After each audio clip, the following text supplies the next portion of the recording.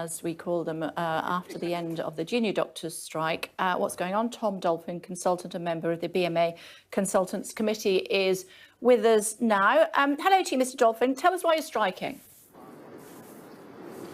Good morning. We are striking because we've reached a situation where our pay has been cut by 35% over the last 15 years. We're starting to see that affecting recruitment into the NHS. There are 8,000 empty doctor posts across, consultant posts across the NHS. It's affecting patient care. It's stopping us from being able to get through the backlog.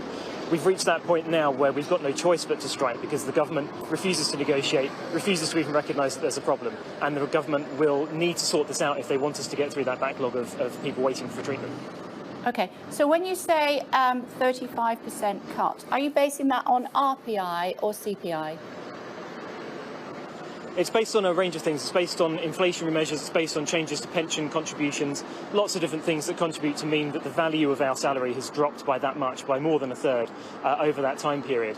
What we're seeing in effect is that the people are working for basically 4 months of the year for free, in effect, compared to 2008. Yeah, we're just putting a graphic on screen as we're talking to you, doctors, because I just want to drill down on these numbers. We've been doing some research here at Sky. According to the Nuffield Trust, the BMA using an outdated measure of inflation, the retail price index, and what most people are using now, including the ONS, is a CPI. So you are still seeing a decrease in pay, but it's 15% since 2010 and not 35%. So what would you say in response to that? Well, it suits the government to use RPI when they're calculating things like student loan repayments, and we think that RPI is a better measure of the actual living costs that our members face, because it includes things like housing costs and so on that CPI doesn't. And the key thing is that when you're looking at recruitment of the NHS, when you're seeing salaries in other countries that have not been eroded by this way, when you can go to Australia or New Zealand or just across the border to Ireland and almost double your salary or more, we are not going to be able to compete with that in the UK. The government has to address that, and it's not really about the amount or the calculations that we're doing, it's about the NHS and the care that we need to be able to provide, and we can't do that with understaffed departments. Average total earnings for consultants after this pay rise, we're told, will be £134,000 a year. Plus, consultants can retire at 65 with a tax-free pension of up to £60,000 a year. That tax-free pension is exactly what you wanted to see as part of the previous budget. And it was your number one ask of the BMA, which the government has done, is what they would say. It's not a tax-free pension. It's a pension that we are no longer being punitively taxed for no reason for minor changes in the pension income. That's what was sorted out in the budget most recently. That doesn't do anything about the value of the pension that's also been eroded, because the value of the pension depends on the value of pay. And the amounts that you're quoting for the salaries, that includes a vast amount of overtime. We're all doing lots of overtime because there are so many gaps in the service. We're trying to cover those gaps for our absent, non-existent consultants because we need to get through the backlog. That's what we're focusing on. That's why we need the government to come back to the table, because we are really struggling across the NHS to fill these posts. Pay is a big part of that, and if the government doesn't sort it out, we're going to struggle. And none of this includes, of course, private health work, which you're also entitled to do. Well, fewer than a third of consultants do private work. I don't do any private work.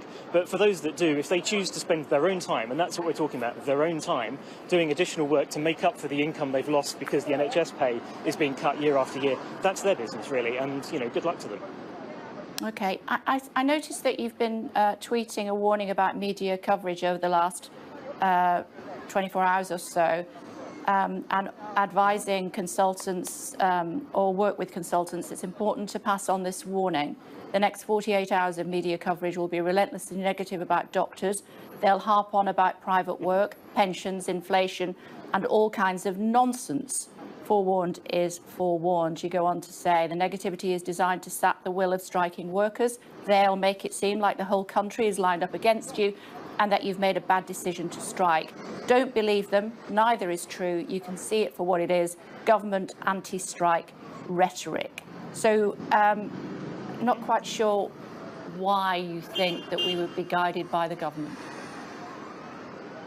I'm not picking out any particular outlet to say that any particular news outlet is guided by the government, but we've certainly seen a relentless, as I've said in my tweet, relentless tide of negativity about doctors and about the NHS over the last few months while doctors have been striking, and certainly today because consultants are striking. I think it's perfectly fair to say that unions are under attack in the UK, and they're simply standing up for their members and standing up for the terms and conditions in the NHS. I think that's a very reasonable thing to do.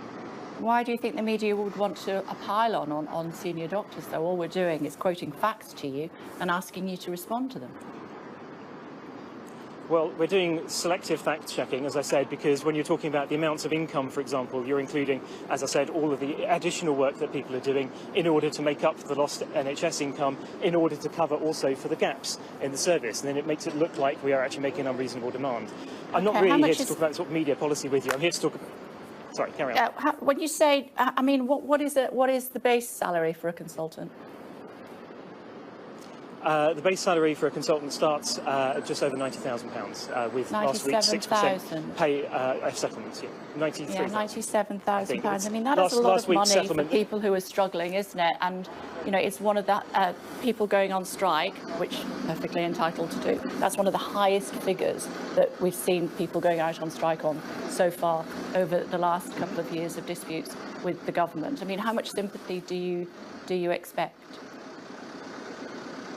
To some extent, it doesn't matter what you or I or Steve Barclay thinks about how much consultants are paid. You can't separate workforce and pay. If you want the service to be staffed properly, then you have to be able to attract and recruit and retain staff. And as I said, we are competing with other countries with much nicer weather than ours who are offering double the NHS's salaries or even more, and people are responding to that. We used to rely on doctors coming from overseas to the UK to help staff our service, and we are now competing. We're seeing them going to Australia as well. Not only our own doctors, but people used to come here from India, from Malaysia, Pakistan. They're now going to Australia and Canada and New Zealand as well, because they're offering much better salaries than we are in the NHS. Not much the government can do about the weather, though, is it?